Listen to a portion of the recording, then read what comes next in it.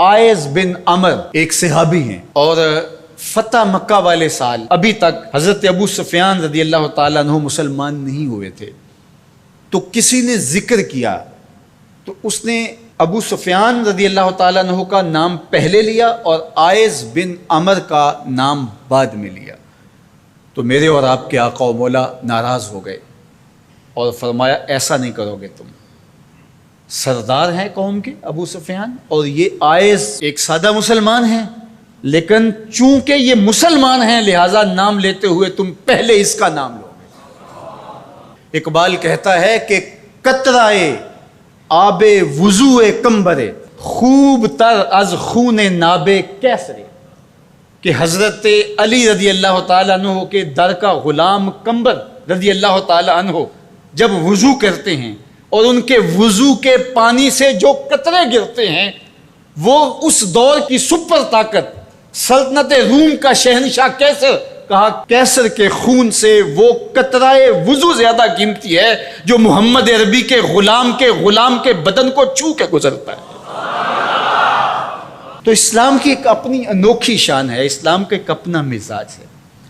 لیکن مانوسیت تحریک نے ایک نعرہ بلند کیا 14ویں صدی کے آغاز میں کہ وحدت ادیان کے ذریعے سے لوگوں کو قریب کیا جائے، اور ان کا مقصد کیا تھا کہ مسلمانوں کو تذبذب کے اندر مبتلا کیا جائے.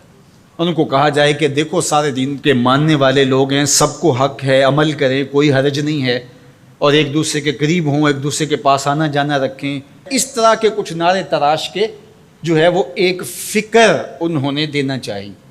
اور یہ فکر 14ویں صدی کے آغاز میں ہی نہیں تھی بلکہ 14 صدیاں قبل کفار مکہ نے بھی حضور کی بارگاہ میں حاضر ہو کے کہا کہ 1 سال ہمارے بتوں کی آپ عبادت کر لیا کریں اور 1 سال آپ کے معبود کی ہم عبادت کر لیا کریں گے.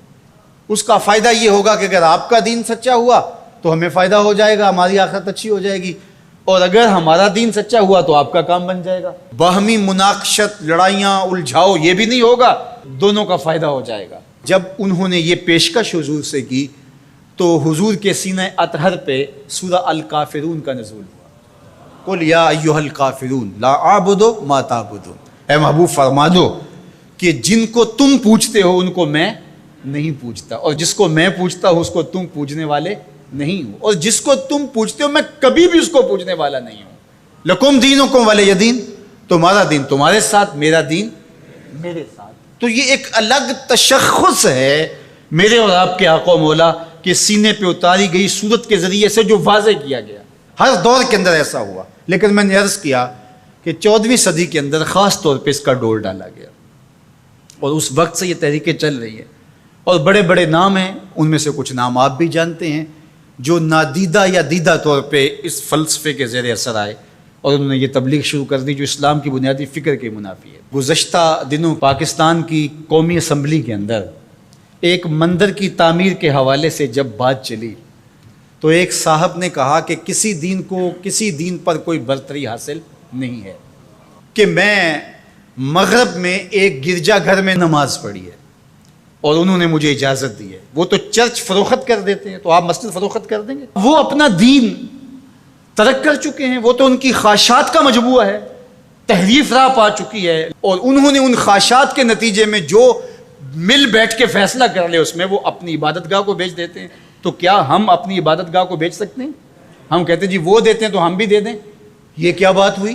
اگر آپ نے ان کی رواداری دیکھی ہے تو ذرا اس کو اپنے سیاسی کلچر کا حصہ بنائیے، تھوڑی سی وسیع و ظرفی کا اظہار کیجئے. مسلم لیگ کے دفتر جو ہیں وہ تحریک انصاف کے لیے کھول دیجئے کہ آپ یہاں اجلاس کر سکتے ہیں، اور تحریک انصاف سے کہیے گا کہ وہ پیپلز پارٹی کے لیے، ان کو کہیے گا کہ آپ نون لیگ کے لیے اپنے دفتر کھول دیجئے. وحدت ادیان تو بعد میں ہوگی، وحدت سیاست تو ہو لے پہلے. تم سارے مسلمانوں ایک ملک کے رہنے والے ہو تو پتہ چلے جی یہ بڑے وسیع و ظرف ہیں. وہاں تم اپنے لیڈر کے لیے مر جاتے ہو، اور اسلام کوئی یتیم مذہب ہے؟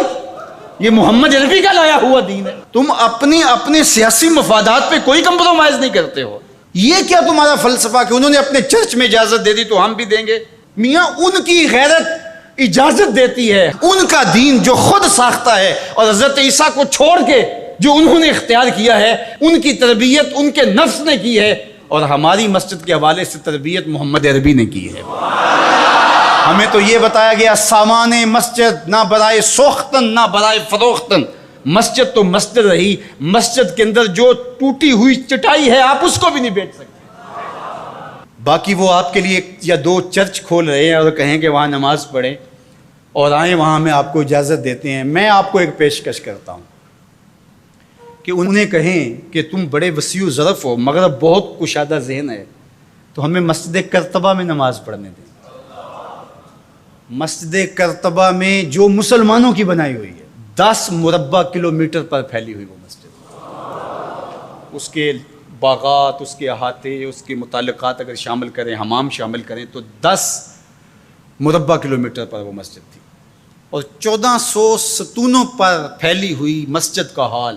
اللہ اکبر! جب رات ہوتی تو اس زمانے کے اندر 7500 مشعلیں اس مسجد میں چراغاں کرتی، 30 فٹ اونچا اس کا چھت ہے، اور آج بھی وہ دیکھنے کے قابل ہے۔ اقبال نے بے ساختہ وہاں جا کے کہا تھا کہ تیرا وجود مردان خدا کی دلیل، جنہوں نے بنایا ہے پتہ چلتا ہے کوئی تھا، تیرا وجود مردان خدا کی دلیل، وہ بھی جلیل و جمیل تو بھی جلیل و جمیل، وہ بھی جلیل و جمیل تو بھی جلیل و جمیل، تیرے ستون بے شمار تیری بنا پائیدار، شام کے صحرا میں جیسے ہجوم نخیل۔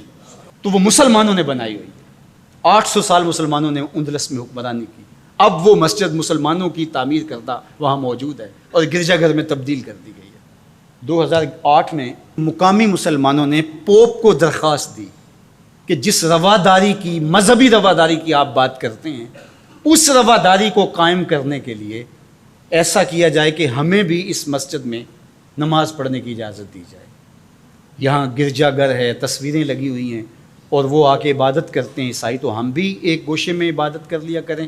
مغرب جس رواداری کا پرچار کرتا ہے اس کا عملی ظہور ہو جائے، لیکن پذیرائی نہیں بخشی گئی۔ کہاں گئے وسیع و ظرف؟ تم کہتے ہو گرجوں میں نماز پڑھنے دیتے ہیں، تو وہاں 2 رکعت پڑھ کے دکھاؤ۔ 2011 میں اللہ نے توفیق دی تو مجھے شوق تھا کہ میں مسجد کرتبہ دیکھوں، بچپن سے پڑھتے آئے، مسجد کرتبہ کی یادیں خیالوں میں نقش تھیں۔ تو جب میں وہاں پہنچا تو وہ دروازے پہ بتا دیتے ہیں کہ یہاں نماز کی اجازت نہیں ہے، تو اب وہ مسجد جہاں قدم قدم پہ اہل علم اور اولیاء کی پیشانیوں اور سجدوں کے نشان موجود ہیں، اب مجھے تو گوارا نہ ہوا کہ میں جوتا پہن کے جاؤں، تو میں نے جوتا اتار کے ایک سمت رکھ دیا اور مسجد میں داخل ہوا۔ تو سیکورٹی کے لوگ میرے پیچھے بھاگے اور کہنے لگے کہ آپ یوں نہیں پھر سکتے۔ میں نے کہا کیوں؟ کہتے آپ نے جوتے اتارے ہوئے۔ تو وہاں تمام مذاہب کے لوگ آتے ہیں، آپ جانتے ہیں کہ ان کے لباس بھی مختصر ہوتے ہیں، تو میں نے کہا انہوں نے تو لباس بھی نہیں پہنے ہوئے، تو مجھے اس کی اجازت دیتے کہ میں جوتا اتار دوں؟ انہوں نے لباس اتارے ہوئے۔ تو وہ کہنے لگے جی نہیں۔ میں نے کہا مجھے بات سمجھاؤ کس طرح؟ تو جو گفتگو ہوئی وہاں، جو میرے ساتھ ترجمان تھے ان کے ذریعے سے، وہ یہ تھی کہ چونکہ مسلمان مسجد کی تعظیم کرتے ہیں اور مسجد کی تعظیم عبادت کا روپ ہے، اور وہ مسجد کو تقدس دے کر کے اس کی تعظیم کرتے ہیں، اور آپ نے جو جوتا اتارا ہے آپ کی نیت میں مسجد کی تعظیم ہے، یہی ہے۔ میں نے کہا بالکل یہی ہے۔ یہاں بڑے بڑے مشائخ اولیاء بیٹھتے رہیں تو کس طرح میں اپنے جوتوں سے اس فرش کو روندوں؟ تو انہوں نے کہا جی ہم اجازت نہیں دے سکتے۔ تو ان سے بہت کہا، لیکن وہ کہنے لگے یہ ہو ہی نہیں سکتا، تو ہم ساری مسجد نہیں دیکھ سکے اور واپس آ گئے۔ اور 2014 میں پھر دوبارہ جانا ہوا، پھر یہی میرے ساتھ مسئلہ ہوا۔ تم کہتے ہو بڑے وسیع ظرف ہے، میں اپنا تجربہ بتا رہا ہوں۔ تم کہتے ہو چرچ میں نماز پڑھنے دیتے ہیں اور وہ جوتے اتار کے نہیں جانے دیتے۔ او میاں، وہ تمہارے لیے ایک کھلونا رکھا ہے، تمہیں بہلانے کے لیے، تمہیں ورغلانے کے لیے وہ رکھا ہوا ہے۔ انہیں پتہ ہے اس سے بہل جائیں گے، اور وہ بھی شور جا کے کریں گے کہ ہماری مسجدوں میں بھی ایسا ہونا چاہیے، ہم بھی وسیع ظرف ہوں۔ وہ تمہیں دھوکہ اور فراڈ دینے کے لیے کیا ہے۔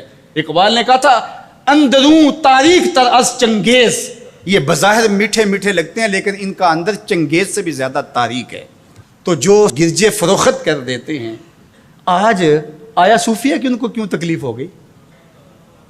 اور وہ سلطان محمد الفاتح نے خریدی ہوئی ہے، اور آج آیا صوفیہ سجدوں سے آباد ہو رہی ہے۔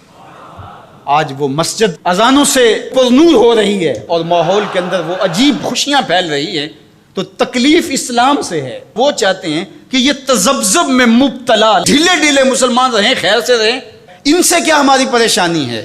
مجھ کو پریشانی ہے تو اس امت سے ہے، اشک سحرگاہی سے جو ظالم کرتے ہیں وضو۔ تو آج آیا صوفیہ تکلیف کا سبب اس لیے بن گیا کہ یہ جو تحریک بپا کی گئی تھی وحدت ادیان کی، اور ترکی بھی ایک زمانے میں اس کا مرکز رہا، اور آج یہ ہے کہ وہاں آیا صوفیہ مسجد کی صورت میں بدل رہی ہے۔